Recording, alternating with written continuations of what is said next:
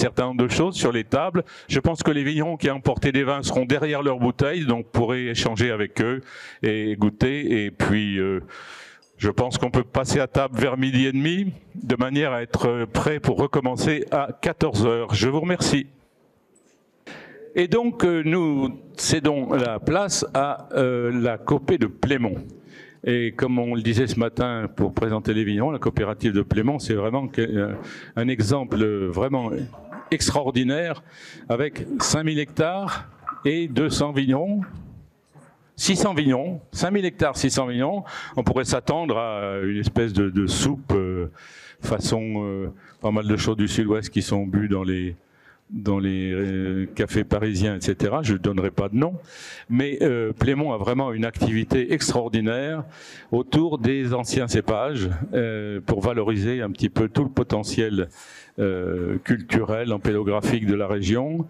Et ils ont notamment, ils vont vous en parler, quelque chose qui était déjà présenté ici il y a 6-7 ans peut-être, ça fait longtemps qu'on les connaît, sur cette vigne de Saragashi, qui est donc classée monument historique, plus ou moins, inscrit au monument historique, et qui a des francs de pied qui sont très très très anciens, avec 7 cépages qui étaient totalement inconnus.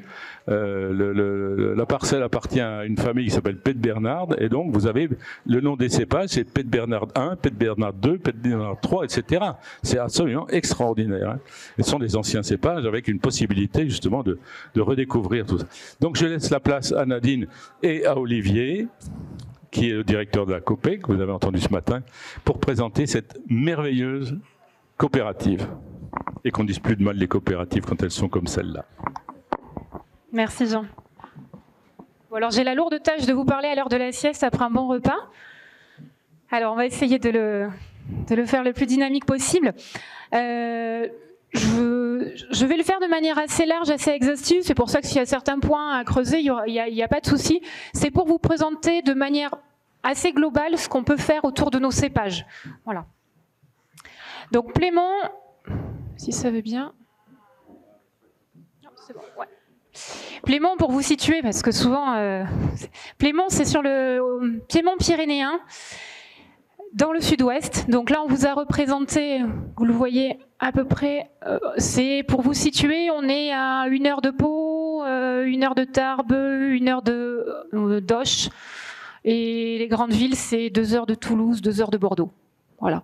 Grossièrement pour vous situer, principalement sur le département du Gers, mais pas que. Et on travaille surtout sur plusieurs appellations. Donc sur le Gers, c'est principalement l'IGP Côte de Gascogne. Donc IGP Côte de Gascogne avec une grande majorité de vins blancs, un petit peu de vin rouge, un petit peu de vin rosé. On travaille aussi sur l'AOC Saint-Mont. Donc ça, l'AOC Saint-Mont, c'est une toute jeune appellation qui n'est AOC que depuis 2011.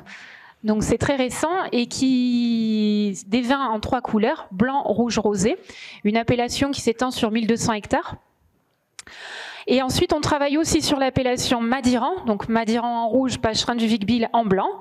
Voilà, et tout récemment, alors je vous en parle parce qu'on en parlait à midi, on a quelques hectares aussi sur Jurançon. Voilà, mais c'est tout récent, vous ne trouverez même pas encore nos vins, ils ne sont pas encore commercialisés en Jurançon. Donc ça c'était pour vous présenter, voilà. Plémont, c'est le piémont pyrénéen, on rassemble plusieurs appellations sur ce territoire avec évidemment et l'influence des Pyrénées et l'influence de l'Atlantique. Donc ça nous impacte beaucoup aussi. Ah pardon, c'est dans le mauvais. Voilà, juste là.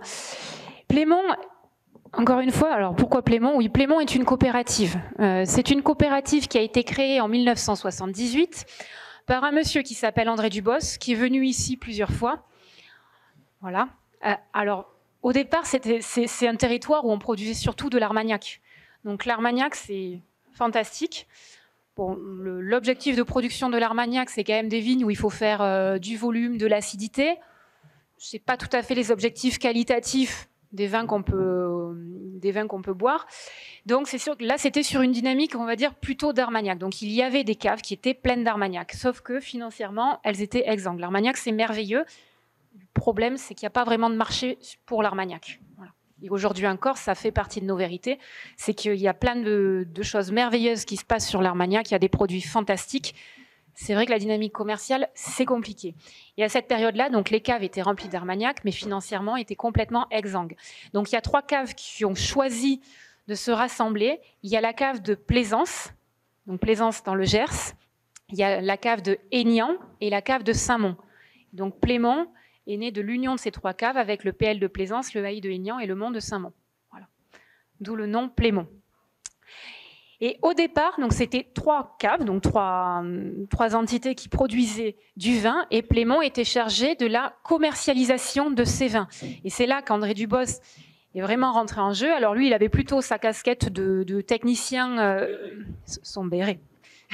Son béret, parce qu'ils ont tous le béret. Son béret d'œnologue. Donc côté technique, c'est vrai que là déjà, il y a eu un premier pas de fait vers les cépages. Voilà, puisqu'on était sur des cépages destination Armagnac. Donc là, il fallait se dire, OK, si on change de braquet, on arrête les vins pour la distillation et on va plutôt vers des vins dits qualitatifs. Donc il faut aussi revoir notre encépagement.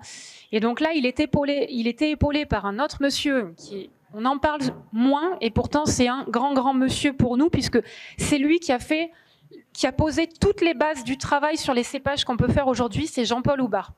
Voilà, donc lui, il est arrivé, c'était le premier technicien, et c'est lui qui a commencé à aller fouiner un petit peu, OK, qu'est-ce qu'il y avait comme cépage avant, qu'est-ce qui était dit qualitatif, qu'est-ce qui servait à faire des vins.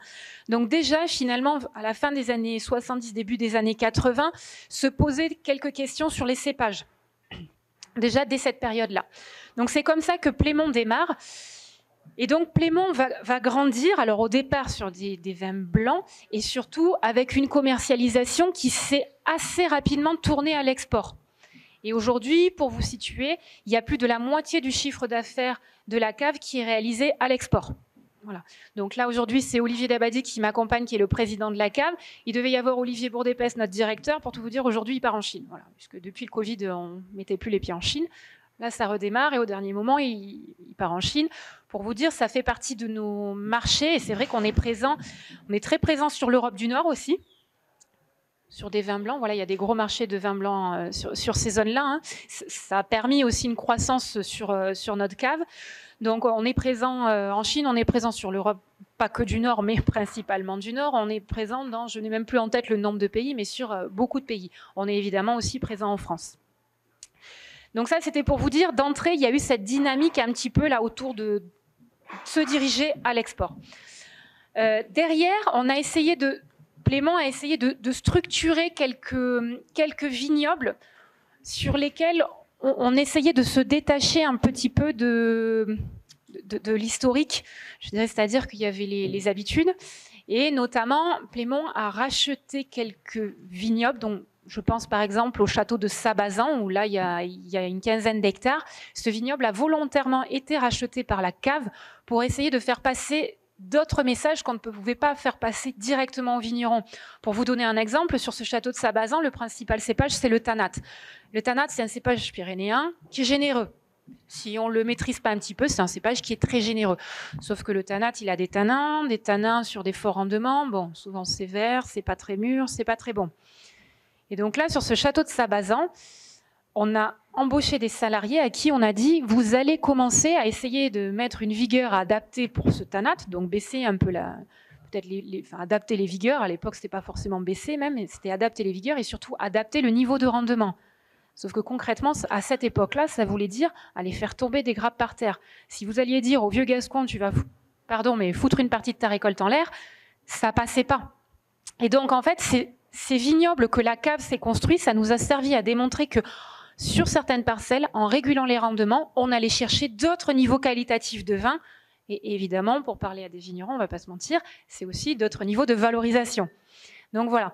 Plémont s'est structuré aussi autour de quelques images comme ça, quelques vignobles qui nous servent de support. Et aujourd'hui encore, ces vignobles nous servent de support pour développer divers projets. Je pense à ce château de Sabazan, c'est là où par exemple on a commencé à mettre en place la confusion sexuelle. Ça n'a rien de... Cette méthode qui permet de lutter contre un petit papillon qui vient pondre des œufs sur les raisins, faire des trous et ça pourrit. Voilà. Voilà, plutôt que de placarder 3 ou 4 insecticides, on va mettre en place cette lutte biologique. Et voilà. Mais encore une fois, il fallait qu'on dise à nos vignerons, OK, ça se fait ailleurs, mais ici aussi ça marche.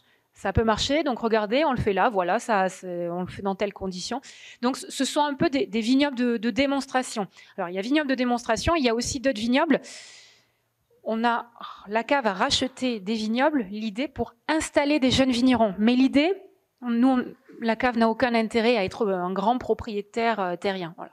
C'est pas du tout la volonté, mais on a racheté ces vignobles. Derrière, ça nous a permis d'installer des jeunes vignerons, de leur relouer les parcelles, et voir pour certains, pourquoi pas, d'aller jusqu'à de la revente. Donc que petit à petit aussi, des jeunes vignerons puissent s'installer en s'épaulant sur le modèle collectif.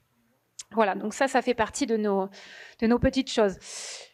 Ensuite, je vais vous passer toute la partie, l'assemblage du fait, des choses comme ça. Ce sont des choses qui sont importantes pour nous parce que, par exemple, sur cet assemblage du fait, c'est une cuvée qu'on fait sur l'appellation Saint-Mont. Et alors nous, que ce soit les vignerons, nos équipes de techniciens vitis, nos équipes d'œnologues, on travaille toute l'année, on a nos méthodes de travail, on se remet en question, on change un peu ça, un peu ça. Là, pour le coup, on fait appel à d'autres personnes, des gens de l'extérieur, pour venir faire les assemblages. Voilà. Donc chaque année, ça nous permet d'avoir aussi des regards extérieurs qui viennent nous épauler. Et ça, c'est quelque chose qui existe depuis longtemps dans notre entreprise. Voilà. Et essayer de solliciter un peu à l'extérieur pour continuer la remise en cause. Pour moi, une des dates qui est importante, c'est 2002, c'est la création de notre conservatoire. La création du conservatoire sur l'appellation Saint-Mont. Ce conservatoire rassemble 37 cépages différents. Alors dans ces plus, ils ont mis déjà une lambrusque, plus il y a un pinunc tétraploïde. Bon voilà, il y a des petites choses comme ça. Mais sauf que pour rassembler en fait tous ces pieds, avant ça, pendant, j'ai même plus en tête, Olivier le saura peut-être plus que moi, la première prospection, mais dès la début des années 90, fin des années 80, début des années 90, on a réalisé des prospections sur nos vieilles parcelles. Alors quand je dis prospection, c'est-à-dire qu'il y a toute l'équipe de Jean-Michel Boursicot, Laurent Audeguin, Thierry Lacombe, maintenant c'est Olivier Yobrega, notre préposé aux prospections, ils sont venus et ils sont venus avec nous aider, sillonner toutes les vignes, essayer de marquer des pieds un petit peu particuliers. Et on a ces pieds originaux, on va dire. Et de temps en temps, c'est pour ça que tout à l'heure, je vous ai fait goûter un Sauvignon. Alors, Sauvignon blanc, il n'y a rien de très exotique. Hein, à travers le monde, c'est largement connu. Mais c'est un pied qui a été retrouvé dans une de nos vieilles parcelles. Voilà.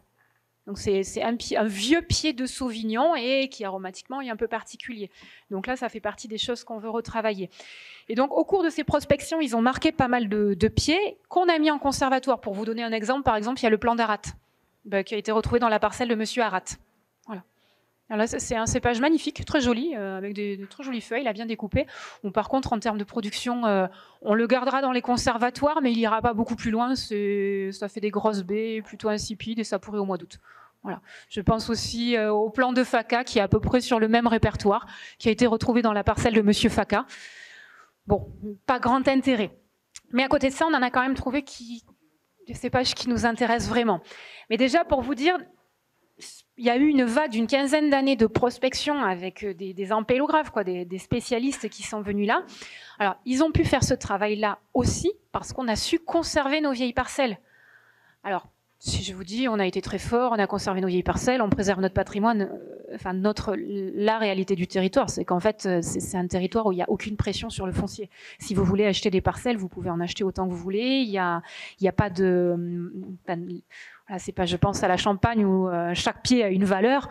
Chez nous, si vous voulez des parcelles pour planter sur la Haussée Saint-Mont, il y en a. Voilà, il y a de la place disponible. Mais en fait, on n'avait pas cette pression du foncier comme il peut y avoir sur d'autres zones. C'est une région, en termes de densité de population, on a de la place aussi. Donc voilà, il n'y avait pas cette pression de devoir renouveler les vignobles pour être sur une productivité, il n'y avait pas toutes ces questions-là. Et la plupart des vieilles parcelles qu'on a, souvent, ce sont des petits bouts de parcelles que les gens avaient pour faire le vin à la maison au départ. Je ne vais pas dire le vin de garage, mais finalement, c'était ça. Hein. Et donc, c'était le petit bout de vigne à côté de la maison. Le meilleur exemple, c'est la parcelle de Saragashi, celle qui est inscrite au monument historique. Elle est collée à la maison familiale.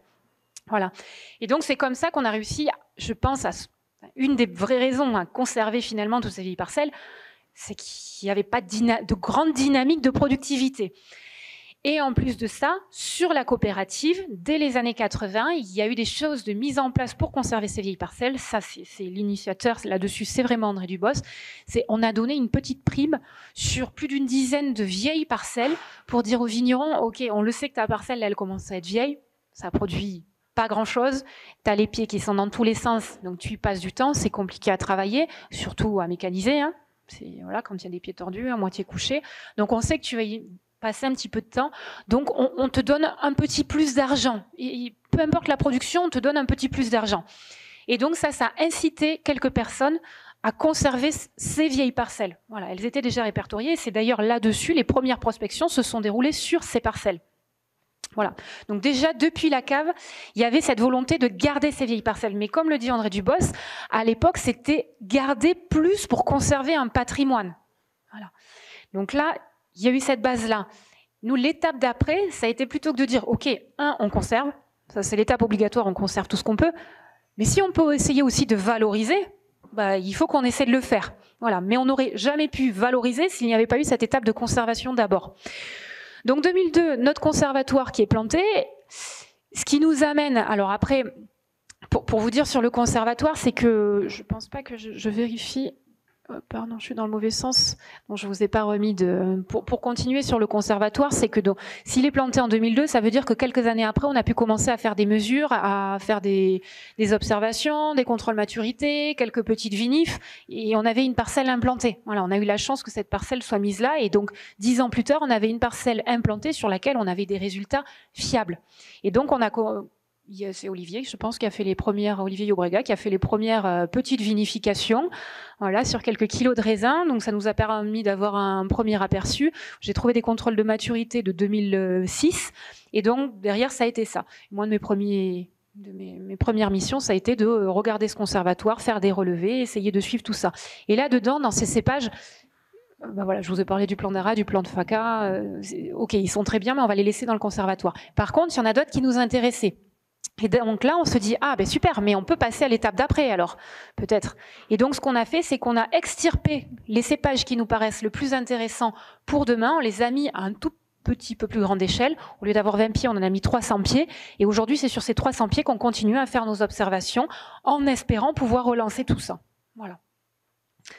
Donc, d'où l'importance de ce conservatoire, c'est vraiment le démarrage de ce travail. C'est pour ça que... Et pour continuer un petit peu dans cette dynamique, on est capable de mettre en place des conservatoires de cépages. On vient de mettre en place aussi une parcelle avec des lambrusques. Alors on en a parlé ce matin, des lambrusques. C'était la première lambrusque, c'est la lambrusque de Portage, je crois que c'est en 94, je sais plus, qu'elle a été trouvée. Je sais plus, voilà. Il y a une lambrusque, un pied de lambrusque qui a été trouvé. Et un jour, on était en prospection avec Olivier Yobrega, et puis on s'arrête là en bord de route. Il y avait une magnifique vigne là qui poussait sur le bord de la route. Il me dit, c'est une lambrusque. Donc ça a commencé comme ça, puis on a continué à chercher. On a remonté le ruisseau qui était juste à côté. Là, on en a trouvé 7 sur cette zone. Et depuis, on est à un peu plus on doit être à quasi une trentaine, quasi une trentaine de lambrusques identifiées sur tout le territoire, là, de l'appellation Saint-Mond, un peu plus au nord aussi, autour de Condon. Voilà, on continue. Là, récemment, là, en fin d'été, j'ai fait partir 2 échantillons de lambrusques. Semble-t-il que ce sont des lambrusques, donc on en a 2 de plus. Voilà. Donc là, derrière tout ça, la lambrusque, encore une fois, là, c'est un intérêt patrimonial. Hein. Il n'y a pas d'intérêt de production sur de la lambrusque. De toute façon, même les mâles, ça ne produit rien. Mais par contre, on s'est dit, on va essayer, de les conserver au maximum. Peut-être que demain, ça pourra servir pour diverses thématiques de recherche ou autres. Donc c'est pour ça qu'on a essayé de rassembler toutes ces lambrusques sur une même parcelle.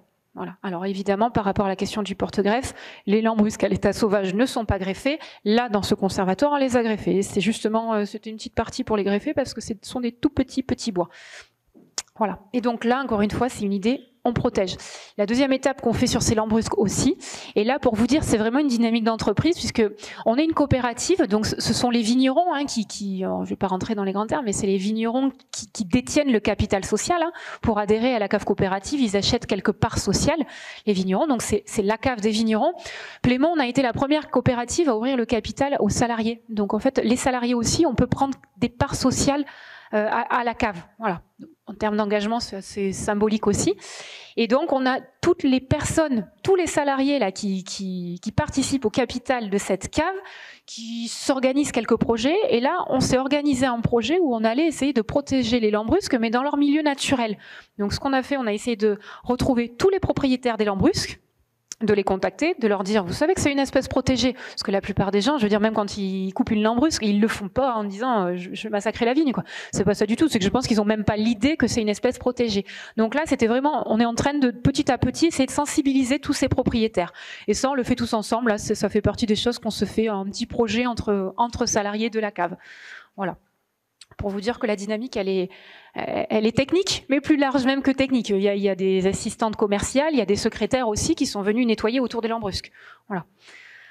Donc ça c'est sur cette partie lambrusque. Là-dessus. Et ensuite, je vais vous parler, si je vais dans le bon sens, plus spécifiquement de nos parcelles, nos cépages. Je ne sais même pas vous dire combien on utilise de cépages. Alors c'est vrai qu'en Côte de Gascogne, IGP Côte de Gascogne, le cépage dominant c'est le colombard, c'est sûr. Mais colombard, sauvignon, gros mansin, uni blanc évidemment, hein, sur les côtes de Gascogne. C'est vrai qu'en Côte de Gascogne rouge, c'est pas très original. Il y avait des merlots, il y avait des cabernets. C'est pour ça qu'on a choisi de relancer le mansin noir en Côte de Gascogne rouge. C'est celui qui était en dégustation tout à l'heure. Ce mansin noir, pour tout vous dire, sa petite histoire, c'est qu'il y a un pied qui a été retrouvé sur une vieille parcelle. Alors le mansin noir n'était pas totalement oublié quand même, parce qu'il y avait des pieds, notamment sur la zone béarnaise, il y avait quand même quelques pieds qui restaient par-ci par-là. Hein. Mais des parcelles de mansin noir et valorisées en mansin noir, pas vraiment. Donc là, ce pied de mansin noir, on l'a mis dans le conservatoire, on l'a étudié, on a essayé de comprendre déjà pourquoi il avait été abandonné, parce que nos anciens, ils sont pas bêtes. Hein. Effectivement, il faut toujours se poser la question comment ils faisaient avant. Et s'ils avaient abandonné le mansin noir, il y avait des bonnes raisons, c'est qu'après le phylloxéra, il fallait replanter. Il y a un cépage qui produisait plus que les autres, plus en rendement, plus en couleur, plus en alcool, c'est le tanat. Donc le tanat a pris le pas, les autres sont passés à la trappe. Ce mansin noir, il est un peu plus délicat en termes de production. Il a tous les défauts du tanat, mais en exacerbé. Voilà, je pense cette année par exemple sur le flétrissement, le tanat est assez sensible en fin de cycle au flétrissement, c'est-à-dire qu'en quelques jours, selon le vent d'automne qu'on va avoir ou autre, les baies se ratatinent. Et ça on peut perdre une grosse part de la récolte en quelques jours. Et là, on a eu l'exemple cette année merveilleux, c'est que sur les parcelles de mansin noir, sur le gros coup de chaud qu'on a eu là sur fin août, début septembre, bon, il y a eu une bonne partie des mansins noirs qui ont flétri de manière décuplée, même par rapport au tanat. Donc on comprend que les anciens, voilà, il y avait ce petit truc, mais quand même ce mansin noir, ok, génétiquement lié au tanat, qui a quelques petits aléas, certes, mais par contre, aromatiquement, il nous intéresse. En termes de matière, c'est pas non plus comme un tanat, c'est plus fin, plus rond. Aromatiquement, ça part sur il y a du fruit, il y a de l'épice, il y a du réglissé. Donc, on a choisi de le relancer sur la Gascogne aussi pour redonner un cépage identitaire à la Gascogne. Et là, je dirais, tous les travaux ont été portés, certes, par Plémont. Donc, quand je dis par Plémont, c'est par les vignerons coopérateurs. C'est-à-dire que les vignerons coopérateurs disent, oui, on engage des moyens pour porter cette recherche. Donc, c'est eux qui attribuent un budget à ça.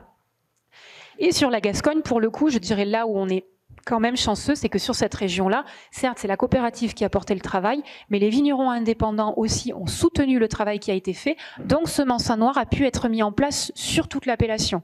Donc, encore une fois, voilà, même au-delà de la coopérative, ce travail collectif pour relancer les cépages, il est très important. Donc ça, c'était l'exemple du mansin noir en Côte de Gascogne. Ensuite, le tanat, je vous en parle depuis tout à l'heure. Le pinanque. Alors le pinanque, oui, c'est le fer servadou. Chez nous, on l'appelle pinanque. Ce pinanque, pour tout vous dire, donc chez nous, alors surtout sur l'appellation Saint-Mond, il est présent, ouais, surtout sur l'appellation Saint-Mond. On en fait, je dirais pour une bonne partie, il nous sert beaucoup sur nos bases de rosé. Voilà. Et alors une des raisons, c'est que ce pinanque, c'est vrai que c'est pas du tout les mêmes terroirs que dans l'Aveyron, là-dessus. Ça ne nous donne pas du tout les mêmes matières. On a quelques parcelles où il est très bien implanté pour faire du rouge, mais on a un peu plus de pluviométrie, je pense, ou en tout cas réparti différemment. On s'en sert comme base de rosé. Et malgré tout, on se dit que ce pinanque en rouge, il peut être intéressant. Donc là-dessus, il y a un travail qui a été fait sur un clone de pinanque. C'est un pied qui a été retrouvé sur la parcelle inscrite au monument historique à Saragachi. Et donc là, il y a eu tout un dispositif expérimental qui a été mis en place pour comparer ce pied retrouvé dans la vieille parcelle au clone existant. Et donc là, c'est un clone qui a été sélectionné plutôt pour une destination vin rouge. Voilà, pour vous dire que même sur les cépages qu'on utilise, on essaie d'aller un petit peu plus loin aussi avec le matériel végétal qu'on a sur notre territoire. Le Cabernet Franc, donc le Cabernet Franc, là aussi, il y a un travail qui est en cours. Alors, Cabernet Franc, il a voyagé, hein, même s'il descend du Piémont-Pyrénéen, il a largement voyagé. Et je pense que dans d'autres régions, ils ont su se l'approprier peut-être mieux que ce qu'on a fait, nous, sur notre zone. Parce que le Cabernet Franc, il était souvent mis un peu plus bas, hein, forcément, ça débourre un petit peu plus tard, donc un peu moins gélif, mis un peu plus bas, mais ça veut dire des zones pas forcément adaptées pour faire des rouges. Et donc des maturités souvent un petit peu limites. Le côté poivron végétal, on l'avait. Donc là, on refait tout un travail justement pour se dire, ok, Cabernet Franc, quel matériel végétal, planté à quel endroit, sélectionné comment, sur quelle date de maturité. Voilà, ça fait partie des travaux qu'on fait aussi même sur nos cépages existants. Le Cabernet Sauvignon qui fait partie de nos assemblages, et sur la partie blanc, gros et petit Mansin, Colombard, petit Courbu, Aruffiac. La Ruffiac, vous le trouvez, enfin, sauf erreur de ma part, mais vous le trouverez que sur l'appellation Samon. Voilà. L'appellation Samon blanc, c'est un assemblage entre du gros Mansin, du petit Courbu et de la Ruffiac. Voilà. Le gros Mansin, ça va apporter l'aromatique et la fraîcheur. Le petit Courbu, ça vient vraiment apporter le volume de bouche. Et la Ruffiac, alors je vais être très sincère avec vous, tout seul, c'est pas très bon la Ruffiac. En tout cas, à mon goût. Donc on le met, mais en toute petite proportion. Voilà. Ça vient nous apporter un tout petit peu d'amertume, ça nous prolonge un peu les finales, mais vous ne trouverez pas des hectares et des hectares d'Aruffiac, même à Samon. Voilà. Là-dessus, c'est totalement illisible. C'est pour vous dire qu'en fait, on travaille surtout sur nos cépages qui descendent du Piémont-Pyrénéen. Donc là, je reprends les arbres généalogiques qui ont été faits plutôt par les équipes de chercheurs, pas par nous. Par contre, nous, ça nous intéresse beaucoup de comprendre un petit peu tous les liens génétiques qu'il peut y avoir entre les uns et les autres. Tout à l'heure, on parlait là du Négré de Bagnères. Bon, ben, c'est Mansin Noir Pinacque. Voilà. Ça va être, donc, ça nous intéresse aussi, tous ces liens-là.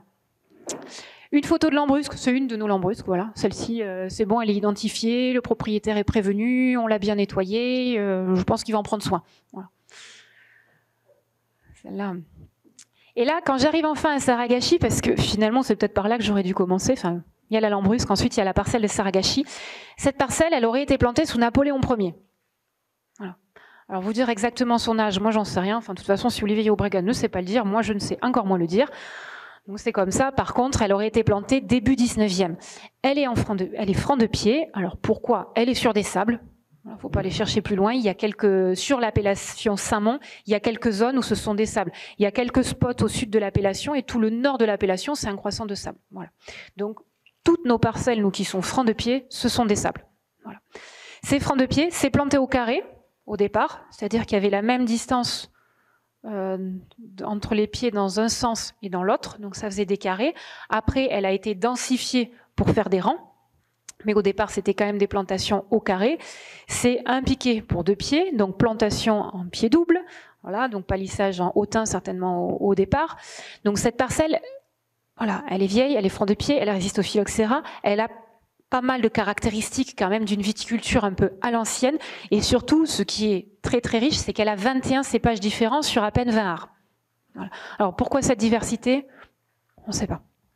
Voilà. À ce stade, quelques hypothèses, mais vous dire exactement, on ne sait pas trop.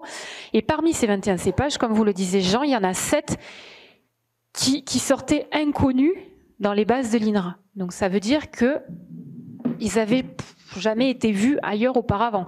Donc quand on envoyait, c'était cépages inconnus. Donc nous, on a cette petite habitude, c'est de leur donner le nom du propriétaire chez qui on les trouve. Donc effectivement, on a un Pet Bernal numéro 1.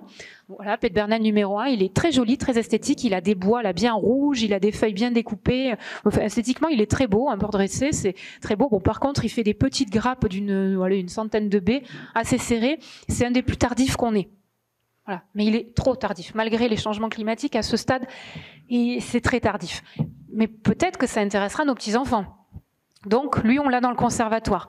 Voilà, il y a le Pet Bernal numéro 2, numéro 3. Bon, le numéro 3, c'est un blanc, lui, pour le coup, ça fait un peu plus des grosses feuilles. le Pete Bernard numéro 4, numéro 5, lui aussi on l'a regardé le numéro 5.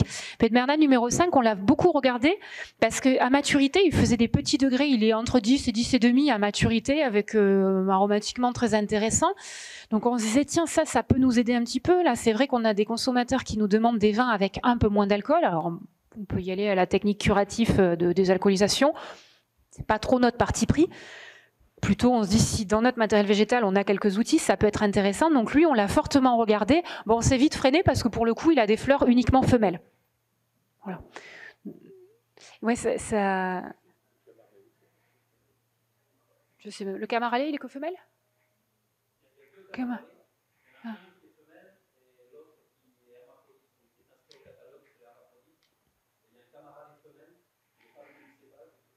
Voilà. De toute façon, des cépages femelles replantées, il n'y a pas. Il n'y a pas, et après, ce serait un peu compliqué parce qu'il faudrait lui trouver soit le bon mâle, soit le bon hermaphrodite pour pouvoir le faire reproduire au bon moment dans les bonnes conditions. Donc, c'est pour ça qu'on s'est freiné sur ce Pete Bernard numéro 5, malgré tout, qui aurait pu être intéressant. Donc voilà, pour vous dire, ça fait partie des choses, on trouve des pieds comme ça, mais on essaie de chercher, de regarder plus loin, est-ce qu'ils ont un intérêt ou pas. Et dans tous les cas, on les gardera en conservatoire. De toute façon, l'objectif numéro 1, c'est conserver. Cette parcelle-là, et donc de par toutes ses particularités, et quand même son caractère très exceptionnel, donc c'est pour ça qu'elle a été inscrite au monument historique. Et c'est vrai que pour nous, pour l'appellation Saint-Mons, c'est quelque chose de très très fort. Je vous dis, l'appellation Saint-Mons, c'est une appellation alors, qui a une histoire très longue, mais par contre qui n'existe que depuis peu. Je suis sûre qu'à AOC Saint-Mons, pour la plupart, ça vous parle pas beaucoup en termes de notoriété et d'image. Il y a tout un travail à faire. Et notre chance, c'est qu'on a quand même des outils comme ça pour petit à petit porter cette appellation plus loin. Donc voilà, ça c'est pour la vigne de Saragashi. Je vous ai amené aujourd'hui, je crois que c'est la première fois qu'on l'amène ici, les vignes préphylloxériques, la cuvée les vignes préphylloxériques. On l'avait eu peut-être une année. Alors là, c'est le millésime 2021. Je vais être très transparente avec vous sur cette parcelle où il y a 21 cépages. Il y a des cépages qui sont pourris au mois d'août et il y en a d'autres qui sont pas mûrs au mois de novembre. Donc pour faire du vin, on a beaucoup de mal. Voilà. Donc on fait pas de vin sur cette parcelle, sinon tout le monde nous dit pourquoi vous le faites pas, parce que dans tous les cas on serait déçus. Voilà. Donc on fait pas de vin issu de la parcelle qui est inscrite au monument historique. Par contre, on a d'autres parcelles qui datent d'avant le phylloxéra, qui sont francs de pied aussi. Et donc je vous ai amené une bouteille à la cuvée qu'on fait, les vignes préphylloxériques de Saint-Mons. Là pour le coup, c'est une parcelle qui aurait été plantée plutôt 1870, francs de pied. Et là il y a quasiment que du tannat sur la parcelle. Bon, il y a d'autres petites choses, mais voilà, c'est majoritairement du tannat. C'est ce que je vous ai amené en dégustation. J'ai fait une dégustation il n'y a pas très longtemps avec des bourguignons. J'aurais fait goûter une bouteille de cuvée préphylloxérique de 2011 que j'avais. Elle a été numéro 1 de toute la dégustation à qualité avec un Saint-Georges. Bon. Au moins... Ouais, c'est particulier. Alors, et pour tout vous dire, cette parcelle, on a souvent la question, est-ce que ça produit? Bah oui, ça produit. Enfin, ça produit, ce sont des tannates qu'on régule, c'est entre 30 et 35 hecto-hectares, quoi. Mais ça les fait aisément, hein. On la pousse pas pour que ça produise. Au contraire, on essaie plutôt de la calmer, même. Voilà, c'est un tannat. Le tannat, ça peut produire, et même à cet âge-là, ça produit très correctement. Non, celle-ci, elle n'est pas cultivée en bio. De toute façon, si je suis très sincère avec vous, cette année en bio, malheureusement, nous n'avons pas eu une grande récolte. Voilà. Et en conventionnel aussi, mais en bio particulièrement. Non, là-dessus, non. Surtout nos conservatoires et sur ces parcelles-là, on n'est pas en bio. Alors, on n'est pas en bio, par contre, on essaie de pas faire n'importe quoi. Surtout que cette cuvée, c'est quelque chose qu'on isole, que voilà. Donc, on sait que ça va tout va se retrouver derrière. Hein. Donc ça, c'est pour la cuvée les vignes préphylloxériques que vous avez. Voilà, je vous ai parlé de celle qui est inscrite au monument historique et vous avez l'autre qui donne la cuvée. C'est celle-ci, la cuvée, voilà, avec ses pieds. Et alors c'est vrai que ces pieds, alors, moi je suis originaire du Sud-Est, j'avais plutôt l'habitude des gros pieds de grenache énormes, voilà. Et c'est vrai que quand je suis arrivée là, qu'on m'a dit bon mais ça ce sont des tannates très vieux, au départ on n'y croit pas parce qu'il y en a certains, effectivement ils tiennent par un petit fil de bois, quoi. Ce sont des pieds tout décharnés. Cette parcelle-là, pour la petite histoire, elle est aussi à côté de la maison du propriétaire. Donc certainement c'était le petit jardin. Il y avait un figuier il y avait un pêcher de vigne qui est mort dans le fond de la parcelle. Il y a toujours un figuier qui est au milieu d'un rang de vigne. Donc pour vous dire, voilà. Et cette parcelle, donc certainement qu'elle était vinifiée par son propriétaire. Ensuite, elle est rentrée à la cave. Et pendant des années et des années et des années, cette parcelle elle était noyée au milieu des autres. Hein.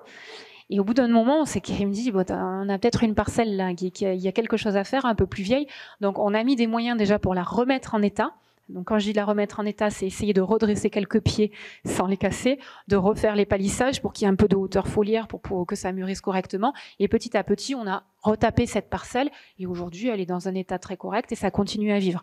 Et quand on parlait de virose, on avait fait des analyses sur cette parcelle, notamment de cournouée. Sur l'échantillon prélevé, il y avait 50% des pieds qui étaient positifs au cournouée.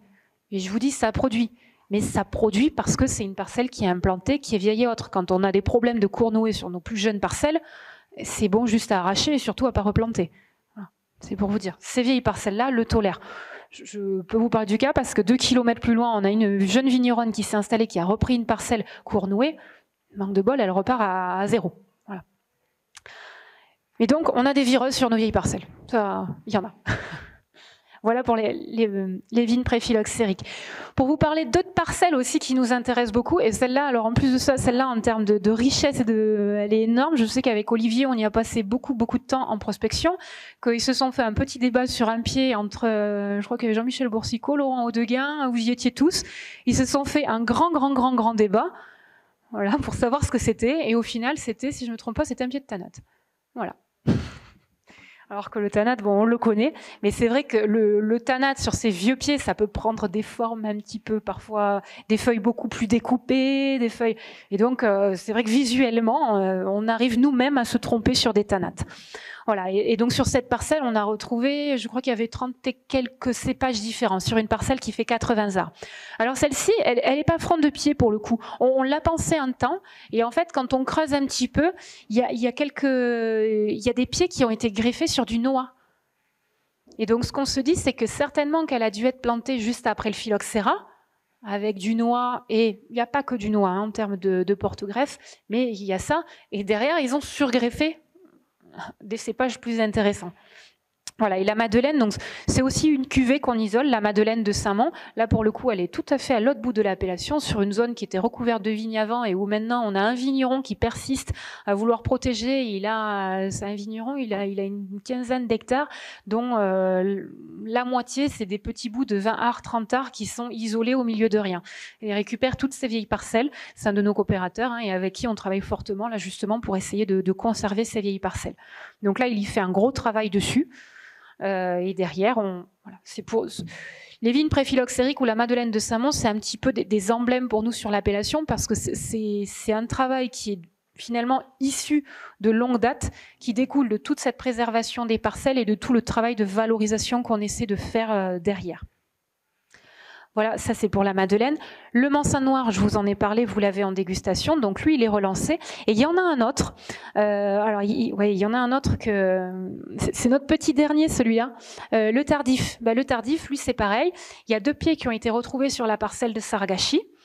Lui, pour le coup, c'était pas un cépage inconnu, puisque j'ai plus en tête la date, mais il y a quelqu'un qui avait envoyé des boîtes Tardif aux collections nationales, je crois que c'était à la 1800 et quelques. Et ça venait des Basses-Pyrénées, c'est ça? Oui, c'était des Basses-Pyrénées. Hein. Oh, j'ai pas appris ça à l'école, les Basses-Pyrénées, ça n'existait plus. Donc vous dire exactement depuis où ça arrivait, on ne sait pas. Par contre, le Tardif, donc il avait déjà été reconnu. Donc à partir de ces 2 pieds, on l'a mis dans le conservatoire, on les a étudiés et autres. Et là, lui, pour le coup, ce qui nous a semblé intéressant en termes de production, il est relativement régulier. Parce que ça aussi, pour en revenir au débat de tout à l'heure, nous, ça fait partie des choses qu'on regarde, mais de très très près. La régularité, qui est une production convenable, alors pas forcément des rendements monstrueux, loin de là, hein, surtout là quand c'est des destinations d'AOC, mais par contre il faut que le vigneron puisse en vivre.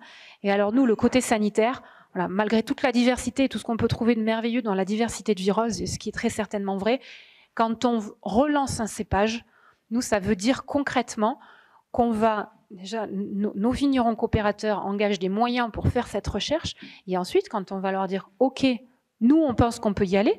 Ça veut dire que chaque vigneron, et on a de la chance, on a des vignerons qui veulent bien nous suivre, nous disent « Ok, je prends le risque de replanter ce cépage, qu'on ne connaît pas trop. Hein. » Donc même quelquefois, on a des surprises. Hein. Le Mansin Noir, c'est le meilleur exemple. Hein. Il n'était pas tout à fait inconnu, ce cépage-là. On l'a replanté, ça fonctionnait plutôt bien au début. Sur les conservatoires, on n'a jamais eu de problème. Première parcelle plantée, pour tout vous dire, on a arraché. Voilà, parce que problème avec des porte-greffes, parce que problème qu'on ne peut pas voir en conservatoire. Voilà. Mais quand même, c'est nos vignerons qui, derrière, prennent le risque de replanter et de porter un peu ce projet plus loin.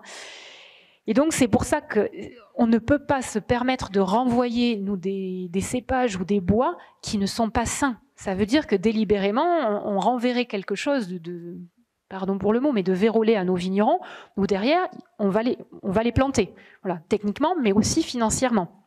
Donc ça, en tout cas, dans notre travail, nous, le côté sanitaire, on restera très rigoureux là-dessus, enfin, le plus possible. Je ne dis pas, on a toujours des surprises, on en a eu encore récemment, mais on fera ce qu'il faut pour essayer d'être le plus carré possible de ce côté-là. Et donc le tardif de ces 2 pieds dans le conservatoire, on le regarde, production régulière, ok, plutôt intéressant. Et surtout, dans les vins, quand on faisait nos petites vinifications à partir de nos 20 pieds, le tardif, il ressortait toujours en haut du panier. Et il ressortait pour un côté très poivré. Nous, on n'a pas trop ça dans nos cépages là, du sud-ouest. Voilà, le tanat, c'est plutôt un cépage un peu réducteur, un peu fermé. Voilà. Et là, ce côté poivré, épicé, waouh, nous, on n'avait pas. Et donc, on a essayé de chercher un petit peu. Et en fait, c'est tardif. Il contient de la rotundone, donc cette molécule qui est responsable de l'arôme poivré, tout comme dans la syrah et le pinot d'Aunis. Ça, c'était un petit graphe avec des cépages dans lesquels la rotundone a été dosée. Donc ça, c'était Olivier Geffroy qui a fait ce travail-là. Et vous voyez, le tardif, c'est le premier, et il rivalise avec le pinot d'Aunis, semble-t-il. Voilà. Donc, pour le pinot d'Aunis... Bon, c'est pas tout à fait pareil, hein, je vous rassure. En termes de matière, de couleur, c'est pas tout à fait la même chose. Mais pour nous, on s'est dit, bon, ben super, ça veut dire qu'on a un cépage qui est originaire de chez nous, qui peut venir enrichir notre palette aromatique. Voilà. Donc là, on s'est dit, bon, ben celui-là, il faut qu'on le travaille. Donc, on va essayer de le relancer. Alors, ce qu'il y a, c'est que le tardif, il était connu dans les bases de données de l'INRA. Par contre, il n'était pas inscrit au catalogue officiel. Donc là, premier combat, on essaie de le faire passer au catalogue officiel. Donc là, ça va, je dirais, ça a classiquement fonctionné. Quand j'entends que certains ont mis 20 ans, nous, ça va. Là-dessus, ça met quelques années, mais finalement, c'est à la vitesse de l'administration française. L'autre combat, pour le coup, et tout à l'heure, j'entendais à table des discussions sur l'INAO. Hein. Alors l'INAO, on peut leur taper dessus, mais c'est quand même des vignerons qui sont à la tête de l'INAO. Hein. Donc ça veut dire que c'est la profession. Hein. Et derrière, on a voulu l'inscrire, on veut l'inscrire au décret d'appellation Saint-Mont. Là, je vais pas vous mentir, c'est un autre combat, c'est notre paire de manches, on bataille. On nous a autorisé à le mettre dans le décret d'appellation en VIFA. Le VIFA, c'est le nouveau protocole de l'INAO, la variété d'intérêt à fin d'adaptation. C'est-à-dire, en clair, on nous a dit, bon, mais c'est bien, vous y travaillez depuis des années dessus, mais c'est comme si ça ne comptait pas, puisque nous venons de sortir un nouveau protocole, donc vous allez recommencer à zéro. Voilà. En clair, c'est ce qu'on nous dit, et où on a le droit de le mettre qu'à 5% dans le vignoble, surtout ne pas en parler, ne pas le revendiquer, rien en faire. Donc actuellement, nous avons du tardif autorisé dans l'appellation Saint-Mont à titre de VIFA.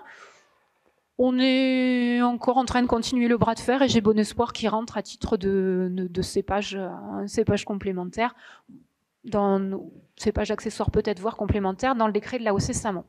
Voilà, donc ce qui veut dire que le tardif, c'est le petit prochain de l'AOC Saint-Mont. Alors là, je vous fais pour le côté administratif, le côté technique, qui est quand même un peu plus intéressant. Donc on est parti de ces 2 pieds, conservatoire 20 pieds, ensuite 300 pieds. Donc c'est à partir de ces bois que nous, on commence à générer une production de bois à plus grande échelle pour pouvoir planter une surface un peu plus conséquente. Et donc là, on en est de tête, on a replanté l'année dernière, on doit en être à peu près à 5 hectares de plantés. Voilà. Donc 5 hectares de tardif plantés. Donc ça fait partie ça, de nos résultats concrets. On va dire on part de 1 pied trouvé dans une parcelle et on arrive jusqu'à un aboutissement d'intégration dans nos appellations, de valorisation au commerce. Voilà. Parce que évidemment, alors je vous parle beaucoup de valorisation. L'objectif, nous, de notre cave, de notre coopérative, et comme l'objectif de beaucoup d'entre vous et normalement de toute structure coopérative, c'est de faire vivre son territoire. Voilà. Donc nous, le but, c'est d'arriver à trouver cette valorisation qui permette aux vignerons de vivre sur leur territoire. Donc le tardif, c'est le petit prochain. Donc on continue. Pour tout vous dire, cette année, on en a vinifié un petit peu. Alors là, on le fait à petite échelle, hein, parce que petit à petit, on se dote aussi de meilleurs outils. Les premières petites vinifications de tardif sur les 20 pieds, c'est Olivier Yobriga qui les a faites. Après, moi, j'ai fait ça dans des bacs où je mettais 300 kg de vendange. Voilà, petit à petit, là, on vient d'acheter des jolies petites cuves inox. Donc on continue sur cette dynamique-là. Voilà, pour vous dire un petit peu, ça c'était quelques exemples du travail qu'on fait sur nos cépages. Et ça continue, parce que derrière le Mansin noir, le tardif, il y a par exemple, si on parlait tout à l'heure du Cabernet Franc, ben dans les cousins du Cabernet Franc, il y a le Chacoli.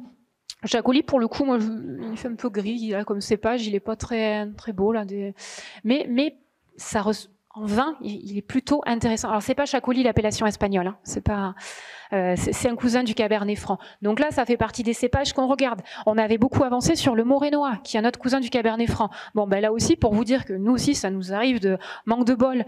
Quand on a remis notre parcelle avec 300 pieds, la première année, les plants sont devenus tout rouges. Bon, ben, on était passé au travers. Voilà, il y avait un enroulement de type 9, celui-là, qui n'avait pas été testé en routine. Bon, et ben donc, on redémarre à zéro. Voilà. Donc, ça fait partie aussi, le travail sur le matériel végétal, c'est long. Voilà. Alors, c'est long pour nous, c'est encore plus long à l'échelle de l'IFV, de l'INRA et autres.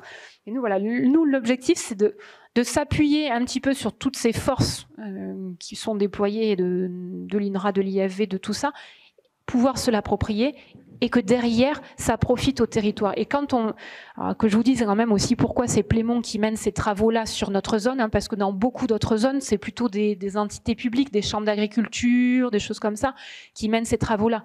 Nous, c'est simplement qu'il y a un gros travail qui a été fait par la chambre du 64 sur la partie madiranaise. Là, il y avait un gros travail de prospection et tout ça qui avait été fait. Et c'est vrai que dans le Gers, ça semblait moins préoccuper un petit peu les entités publiques. Donc en clair, si nous, collectifs, on ne fait pas ce travail, ben ce travail n'est pas fait. Voilà.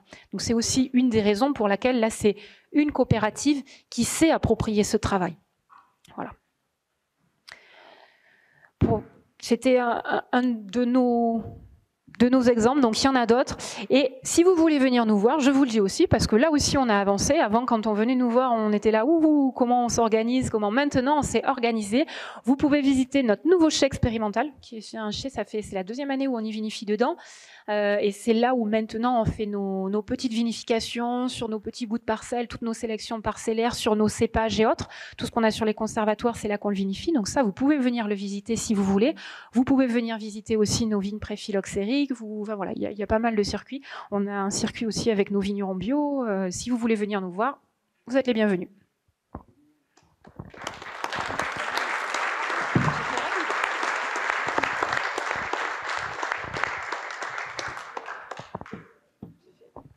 Merci beaucoup Nadine, j'imagine que vous avez quelques questions quand même, et vous voyez, c'est vraiment un travail exemplaire et vraiment remarquable, avec des résultats assez remarquables aussi. Hein.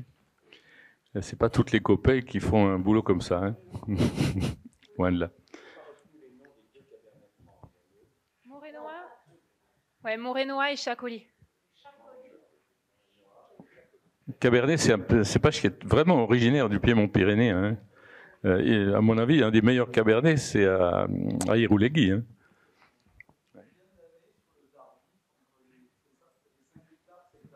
Oui.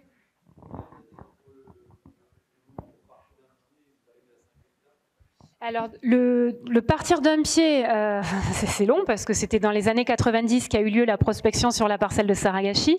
Donc, il y a eu ces 2 pieds isolés mis dans notre conservatoire qui, lui, a été planté en 2002. Le réel travail sur le tardif, on l'a engagé, c'était 2012-2013. Il y avait eu quelques petites vinifications au départ, mais nous, ou sur l'entreprise, on s'est dit, OK, c'est sur celui-là qu'on avance, c'était 2013. Ouais, il nous faut une dizaine d'années, oui. C'est ça. Et encore une dizaine d'années, je dirais, on n'a pas été trop freiné par l'inscription au catalogue et autres. On a réussi à faire des bois. Alors là aussi, hein, pour faire des bois, ça veut dire qu'il nous faut aussi quelques pépinéristes partenaires qui acceptent les premiers... Enfin, comment ça se passe concrètement? C'est je coupe mes bois sur mes quelques pieds, je mets le fagot dans ma voiture, je le monte à un pépinériste qui veut bien me faire le travail de les isoler, tout ça. Hein. Donc là aussi, ça veut dire qu'on a besoin d'avoir quelques relais qui ont bien envie de nous aider un peu.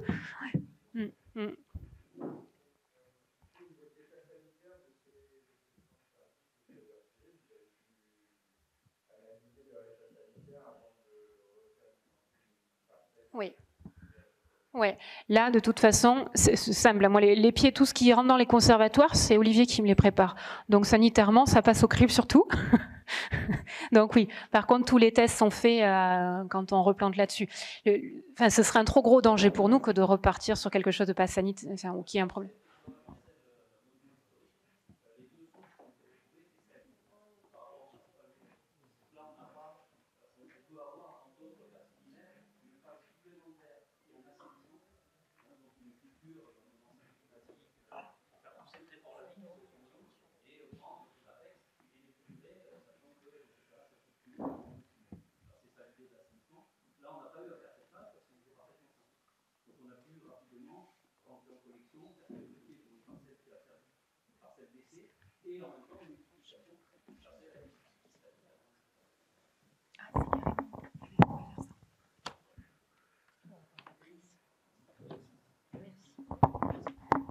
Bien, bah écoutez, on remercie beaucoup Nadine Raymond qui a su nous tenir en haleine de manière passionnante malgré l'heure postprandiale qui est toujours un petit peu pénible, un petit peu difficile à passer, mais en tout cas c'était vraiment passionnant et c'est un très très beau travail. Merci beaucoup.